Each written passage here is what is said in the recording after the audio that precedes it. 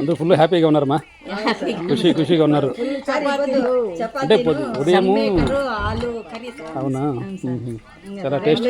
2 గంటల వరకు మాట్లాడే పని లేదు సార్. 2 గంటల దాకా మరి అంత ఫుల్గా ఉందన్నమాట. అయితే ఓకే, అమ్మాయి మెత్తుకొని వస్తూ ఉంటారు అక్కడి నుంచి. అమ్మాయి మెత్తుకొని వస్తాం. అది అందరికీ నమస్తే అండి. మన వీడియో ఏమంటే అభిమానులు తెచ్చిన రోజా పూలు, దానైతే మాల కట్టి దేవుడికి వేద్దామని అనుకుంటున్నాను. ఇదిగోండి నాటి రోజా పూలు ఎంత బాగున్నాయి, ఫ్రిడ్జ్లో పెట్టాను, నిన్న తెచ్చారు. అభిమానులు తెచ్చిన చీర, దీన్ని బార్డర్ తీసేద్దామని అనుకుంటాను.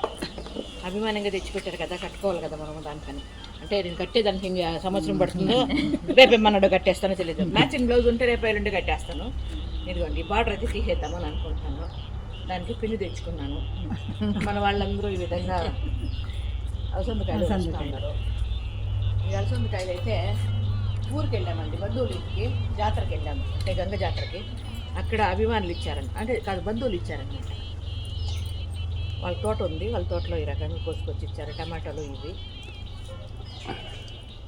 కూర వండే. కానీ నీ ముఖం పైన ఎండ పడుతూ ఉంటున్నా. జిగేల్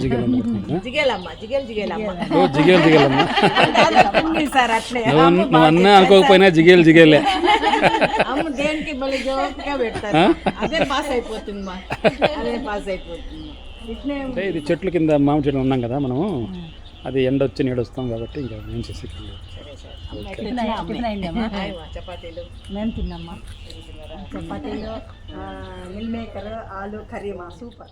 విన్నారు కదండి మన వాళ్ళ మాటల్లో. పొద్దున్న టిఫిన్ ఏమి అన్నట్లుగా, అవునండి చపాతీ మిల్ మేకర్ కర్రీ తిన్నామన్నమాట.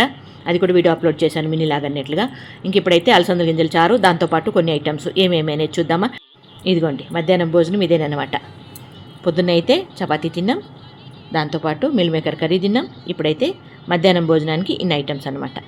ఇంకా పొద్దున్నే ఏం తిన్నాము, మధ్యాహ్నం ఏం తిన్నాము అనేది 2 వీడియోలు చొప్పున ఈరోజు అప్లోడ్ చేశాను.